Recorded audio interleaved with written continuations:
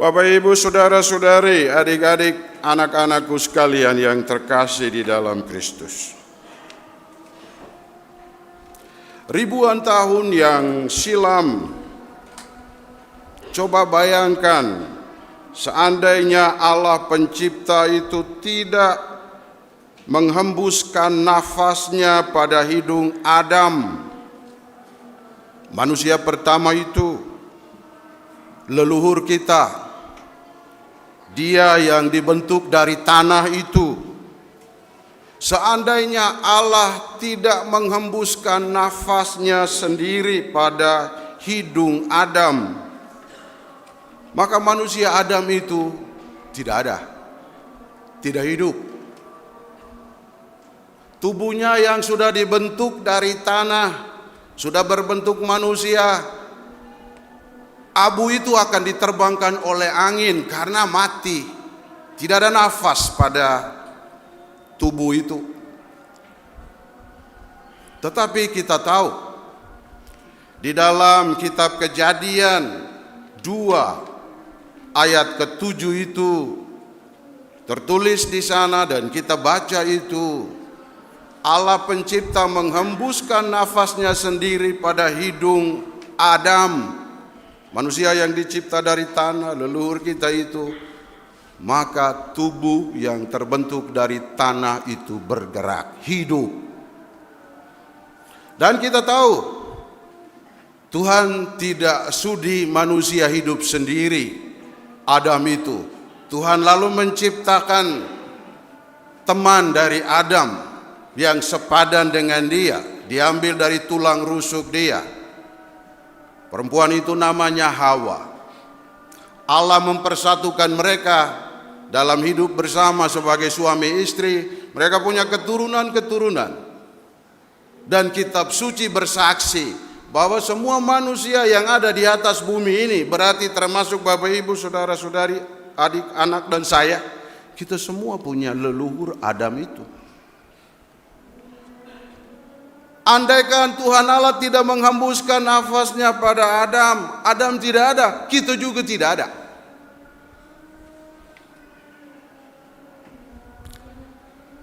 Bapak, Ibu, saudara-saudariku sekalian, bayangkan juga seandainya Allah pencipta itu tidak menghembuskan nafasnya pada hidungmu masing-masing, pada hidung kita ini saat kita ada di dalam rahim ibu kita, sehingga ibu kita bisa merasakan bahwa kita boleh bergerak menendang-nendang perut bunda. Lalu kita lahir. Seandainya Allah tidak menghembuskan nafasnya pada hidung kita, kita tidak ada. Mungkin kita tidak jadi di dalam rahim ibu. Atau kita ada lahir tapi nafas tidak ada, mati. Tetapi kita sadar hari ini masih ada nafas. Tuhan Maha Baik, Maha Rahim. Dia menghembuskan nafasnya itu saat kita sangat kecil di dalam rahim ibu. Kita lahir dari sana dengan nafas yang masih ada menyertai sampai hari ini. Bapak, Ibu, saudara-saudari, kita manusia ini selalu lupa diri. Suka tidak sadar bahwa asal usul kita dari tanah. Tanah itu posisinya paling bawah dari semua benda yang lain. Tempat kaki manusia dan kaki binatang menginjak-injak. Itu posisi tanah, rendah sekali. Mungkin Allah dengan sengaja memang. Maka kita sebenarnya hina, fana, tidak ada arti. Kita menjadi berarti justru karena Allah mengangkat kita. Dengan cara Dia menghembuskan nafasnya pada hidung kita. Kita bergerak dan hidup. Kita bukan benda mati, tapi kita hidup. Dia masih membekali kita dengan banyak rahmat dan berkat, karena Dia mau pakai kita menjadi alatnya untuk menyebar luaskan banyak kebaikan kepada manusia yang lain.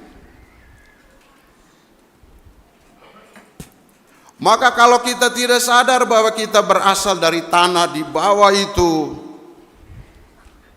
kita menjadi tinggi hati. Kita meninggikan diri. Kita menjadi angkuh dan sombong. Caranya gimana? Biasanya kita tidak sadar. Kita meninggikan diri dengan merendahkan orang lain. Pada saat mereka kita rendahkan, kita jelek-jelekan dia, kita sudutkan dia, kita jatuhkan dia, kita sendiri terangkat naik. Seolah-olah memang kita lebih tinggi dari dia, padahal semua dari tanah. Tidak ada alasan apapun, Bapak Ibu Saudara-saudari, kita memegahkan diri, apalagi sampai menyombongkan diri. Dalam kata pengantar tadi saya katakan, kalau kita renungkan dengan baik-baik, pelan-pelan dengan teliti, kita menemukan bahwa semua dosa dan kesalahan kita, juga kesalahan sesama kita, itu berkaitan dengan keangkuhan hati itu, kesombongan itu. Ketika kita bersalah terhadap orang yang tua, orang yang sepuh, kakak-kakak kita, ya karena kita sedang meninggikan diri, maka kita merendahkan dan meremehkan mereka yang tua dan sepuh. Dan lain-lain. Hampir semua dosa kita akarnya pada kecongkakan dan kesombongan. Itu tanda bahwa kita lupa diri. Kita seolah-olah dibuat dari emas dan permata, barang yang mahal. Padahal kita dibuat dari debu tanah. Maka gereja melalui tradisinya merawat masa tobat yang mulai dibuka dengan Rabu Abu itu. Saya mengajak kita, mari kita bertobat. Sebentar, asisten imam akan membantu saya menandai pada dahi Anda masing-masing. Dan mereka akan menitip pesan kepadamu. Untuk itu sengaja ditandakan pada dahi, bukan pada punggung atau tempat lain. Di sini, di kepala ini, supaya ingat apa yang dipesan. Seperti kata kitab suci. Ingatlah, engkau berasal dari abu dan akan kembali menjadi abu. Engkau berasal dari abu, engkau diciptakan dari abu. Leluhurmu Adam diciptakan dari abu. Dari situ engkau ada, engkau juga berasal dari abu. Dan pada suatu saat nafas di hidungmu akan diambil, tubuhmu akan masuk lagi ke dalam tanah menjadi abu. Maka sebenarnya kita punya hidup ini tergantung dari Tuhan. Tuhan yang mengangkat kita, membuat kita bermakna, bernilai. Tuhan yang memberi hidup kita karena rahmat-Nya, bukan karena jasa dan kehebatan kita. Hanya orang sombong saja yang percaya diri kelewatan bahwa dia hebat karena kesanggupan dia sendiri. Tidak ada. Hanya Tuhan yang membuat kamu bisa hebat. Maka sebentar saudara-saudari, pada saat dahimu diberi tanda salib abu, Anda diminta untuk ingat engkau berasal dari abu dan akan kembali menjadi abu. Supaya pesan itu bergaung di dalam pikiran dan hati kita selama masa tobat ini. Karena kita tidak sadar, kita meninggikan diri, banyak orang luka hatinya karena kata-kata mulut kita yang kasar dan arogan. Sikap kita yang rasis dan sukuis. Maka masa tobat ini menjadi masa kita dipanggil untuk melembutkan, menurunkan hati kita yang cenderung tinggi dan angkuh. Kita turunkan itu. Kita lembutkan dan hangatkan tutur kata kita yang sering kasar dan memojokkan orang lain. Rasul Paulus dalam bacaan kedua tadi memanggil kita. Ini saatnya, ini hari penyelamatan. Tuhan berbuat baik, berbelas kasih kepada Bapak Ibu Saudara-saudari. Mari datang.